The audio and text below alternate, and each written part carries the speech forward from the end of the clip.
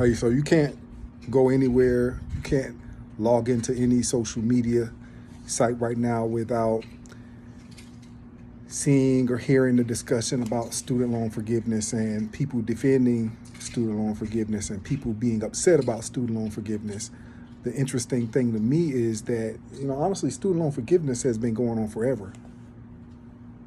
If you have an elderly person or anybody for that instance who happens to die, their student loans are forgiven. Nobody's going to pay those student loans.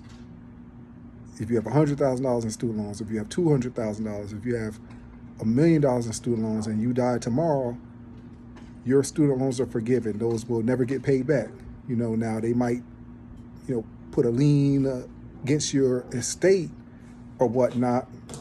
But obviously somebody who has tons of student loan debt, they're not gonna really have an estate that's worth much. You might have a situation where somebody went to school to become a doctor and they got $300,000 in student loans, and they have a home that has $300,000 in equity or $500,000 in equity, and they have a little bit of retirement savings. Yeah, you might have that kind of situation, but that's gonna be rare. Most people who's drowning in student loan debt isn't necessarily going to have a large net worth.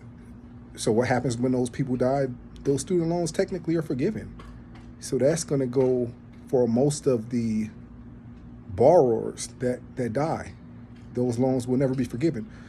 So I know people, for instance, that have tons of student loan debt and they continue to postpone payment on those, or they will take one class every semester or one class a year so they never have to start paying on those student loans. So that's just, that's the thing about it, is that you have people who are complaining and they're up in arms about the student loan forgiveness when student loans have always been forgiven, and they always will be forgiven.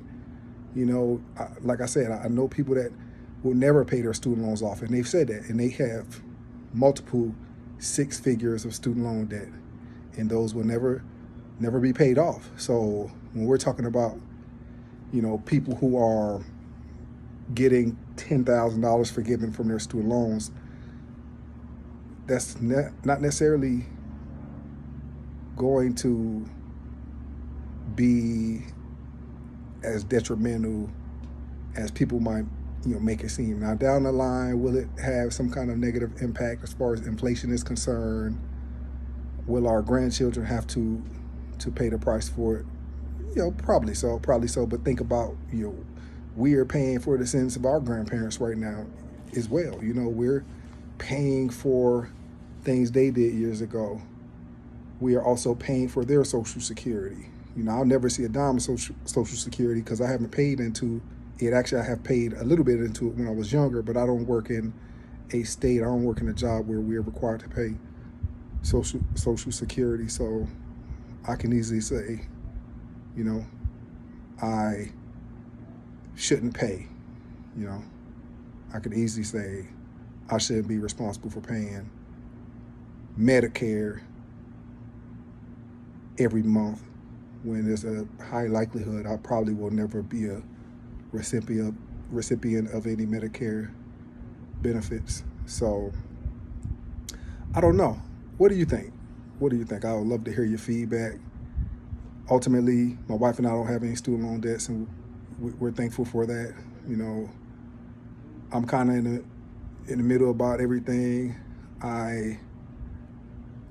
I do think that if we are going to admit that there are issues with the system and there are issues with the student loan program, and by saying we are going to forgive student loan debt, we're admitting that there are flaws in the program and that some people have unfortunately, been taken advantage of, whether it's by one of these scam college systems like Corinthians, or if it's just the fact that you have 16, 17, 18-year-old kids who were sold this dream and just told, hey, you just got to go to college regardless. And you're going to change our family legacy by going to get this piece of paper by any means necessary. And these are 17, 18-year-old kids who just get out there with eyes wide open and do whatever they have to do. And come on, guys, like, we all have signed up for bad deals. We've all signed up for bad deals, you know. But these are 18-year-olds, and then once they're in the hole, they're in the hole, you know. And then you are paying a certain amount of money at first. And think about it, right? That money isn't necessarily real to 18-year-olds. There are adults, 40, 50-year-olds who sign up for bad deals. But when you're 18 years old, you're signing up for this bad deal, and you don't know where you're getting into. Before you know it, you're trapped. You're in year 2, you're in year 3. Then by year 4, you just have to get it done. And you'll sign up and do whatever you have to do, whatever it takes. You're going to sign up and finish and walk across that stage. So to me, it seems like this is an admittance that some of these kids may have been wrong.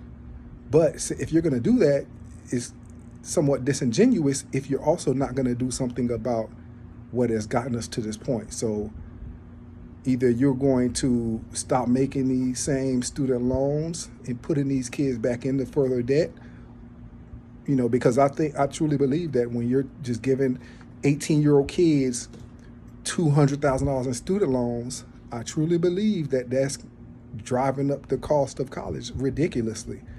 So what if they just said, hey, there could be no more student loans ever? What would that do to the cost of college? Or if there was a way that there was a true cap on how much, kids can get student loans. I don't know. I can go on. I literally can go on for 30 minutes, but I don't have that much time right now. But tell me what you think. Tell me what you think. If an elderly person dies, their student loans are basically forgiven. So is that really much difference from forgiving some of somebody's loans earlier in life? What do you think? I appreciate you guys. Take care.